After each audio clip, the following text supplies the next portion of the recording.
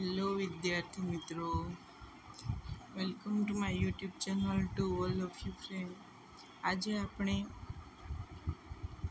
PSC યાની કે ધોરણ 6 માટે જે સ્કોલરશિપની એક્ઝામ આવે છે એન્ટ્રન્સ ટેસ્ટ, એમના 2023ના પેપર સોલ્યુશન કરીશું રિલેટેડ ટુ મેથ્સ ટોપિકને રિલેટેડ જે ક્વેશ્ચન છે એ આજે આપણે સોલ્વ કરીશું. વિદ્યાર્થી મિત્રો, આપણે હજી સુધીની ચેનલને સબસ્ક્રાઈબ નથી કરી તો એક વખત ચેનલને સબસ્ક્રાઈબ કરી દો, અને જો આપ આ ચેનલની અંદર નવા જોડાયેલા છો તો ચેનલને લાઈક કરી દો અને સબસ્ક્રાઈબ કરી દો. આપણે વાત કરીશું આ પેપર જે છે 2023નું પીએસસીનું. એની અંદર મેથ્સના જે પણ ક્વેશ્ચન છે એ આપણે સોલ્વ કરીશું. તો આપણે પ્રશ્ન નંબર 1થી વાત કરીએ તો પ્રશ્ન 1 કે નીચેનામાંથી કયા વાહનનું પૈડું સૌથી મોટું હોય છે? બરાબર છે. તો આ પ્રશ્ન તો વિદ્યાર્થી મિત્રોને આવડી શકે એવો છે. ધોરણ 6ના વિદ્યાર્થીનું લેવલ લીધેલું છે, તો ધોરણ 6ના વિદ્યાર્થીઓ જવાબ આપી શકે રિક્ષા, ટ્રેક્ટર, સ્કૂટર કે સાયકલ. તો સૌથી મોટું તો ટ્રેક્ટર કહી શકાય, એમનું જે પૈડું હોય છે સૌથી મોટું હોય છે. અને પછી નેક્સ્ટ પ્રશ્નની વાત કરીએ તો નંબર 2 નીચેનામાંથી કઈ વસ્તુ ઢાળ પર ગબડે પણ ખરી અને સરકે પણ ખરી? ગબડી પણ ખરી અને સરકી પણ જાય એવી કઈ વસ્તુ છે? તો દડો જે છે ગબડી જાય અને જે ઢાળ ઉપરથી સરકી પણ જાય. પછી છે લીંબુ, લખોટી કે 5 રૂપિયાનો સિક્કો. તો કહી શકાય 5 રૂપિયાનો સિક્કો જે છે ગબડી પણ જશે અને સરકી પણ જશે. બરાબર છે. બાકી બધાનો આકાર કેવો હોય છે? દડો, લીંબુ અને લખોટી તો ગોળ હોય છે. એના પછીના પ્રશ્ન નંબર 103ની વાત કરીએ તો ખાલી જગ્યામાં શું આવે કે જેથી તેમનો સરવાળો 23 જોડે કરીએ તો જવાબ 50 આવે. તમે શું કરી દેવાનું? 50માંથી 23 બાદ કરીએ તો આપણને શું મળશે? 27. જો 27 + 23 કરશું તો 50 જવાબ મળશે. તો 50માંથી 23 બાદ કરીએ તો પણ જવાબ શું આવે? 27. એટલે ઓપ્શન બી સાચો થશે. પ્રશ્ન નંબર 103ની અંદર ઓપ્શન બી સાચો થશે. અને પછી નેક્સ્ટ પ્રશ્ન નંબર 105ની વાત કરીએ તો 104 3 એકમ અને 9 દશક એટલે કેટલા મળે? એકમ 3 હોય અને દશકના સ્થાને 9 હોય એટલે 90 થાય. એકમના સ્થાને 3 હોય તો શું જવાબ આવે? તો કે 93 જવાબ આવે. કયો જવાબ આવશે? 93. કયો ઓપ્શન સાચો થશે? ઓપ્શન નંબર એ. એના પછીના પ્રશ્નની વાત કરીએ તો પ્રશ્ન નંબર 105 5 પ્યાલા શરબતથી એક જગ પૂરો ભરાઈ જાય છે. જો એક પ્યાલો શરબતની કિંમત 5 રૂપિયા, તો એક જગ શરબતની કિંમત કેટલા રૂપિયા થાય?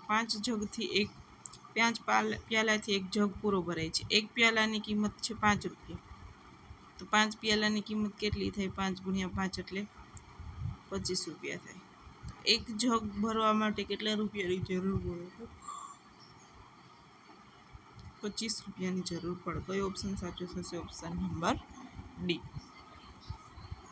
એના પછીના પ્રશ્નની વાત કરીએ તો પ્રશ્ન નંબર 106 હાલ મોના 28 વર્ષની છે અને તેના પિતાથી 26 વર્ષ મોટી છે.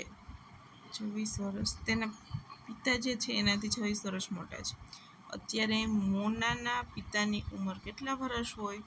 જો હાલ 28 હોય, 26 વર્ષ એના પિતા મોટા હોય, તો આપણે 28ની અંદર 26 જે છે એડ કરીએ તો શું જવાબ આવશે? 54. તો એમના પપ્પાની ઉંમર કેટલા વર્ષ હોય? 54 વર્ષ. બરાબર છે. જે કહી શકાય મેથ્સ કેવું છે? ઇઝી લેવલનું છે. જો વિદ્યાર્થીઓ પ્રશ્નોને વાંચશે, સમજશે તો સોલ્વ કરી શકશે. એ લેવલનું જે છે મેથ્સ છે.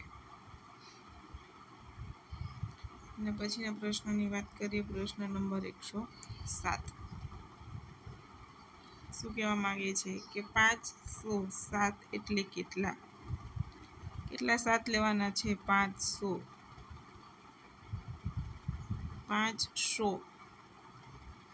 7 એટલે કેટલા?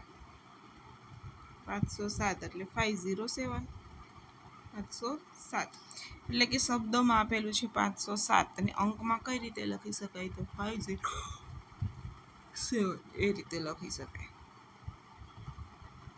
એના પછીનો પ્રશ્ન નંબર 108 કે સામાન્ય રીતે નીચેનામાંથી કોનું માપ મીટરમાં માપવામાં આવતું નથી? તો વર્ગખંડથી શાળાના દરવાજા સુધીનું અંતર કેમાં માપીએ છીએ? આપણે મીટરમાં. કમ્પ્યુટરની સ્ક્રીન કેમાં માપીએ છીએ? મીટરમાં. શેરડીની ઊંચાઈ મીટરમાં. સાડીની લંબાઈ મીટરમાં. વર્ગખંડથી શાળાનું અંતર અમુક સમયે જ્યારે શાળા દૂર હોય છે ત્યારે આપણે એને કિલોમીટરની અંદર પણ માપતા હોઈએ છીએ. માટે ઓપ્શન એ થશે કે વર્ગખંડથી શાળાનું અંતર આપણે અમુક સમયે કિલોમીટરમાં માપીએ છીએ એટલે કે મીટરમાં માપતા નથી. શેરડીની ઊંચાઈ કહી શકાય મીટરમાં. કમ્પ્યુટરની સ્ક્રીન પણ કહી શકાય અને સાડીની લંબાઈ પણ કહી શકાય.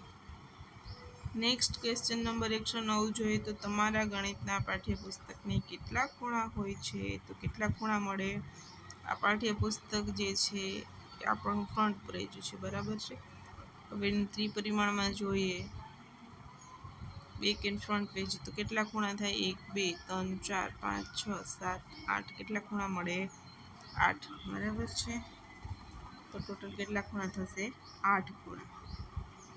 નેક્સ્ટ ક્વેશ્ચન જોઈએ કે રોનકની જન્મ તારીખ 25/5/2012 છે.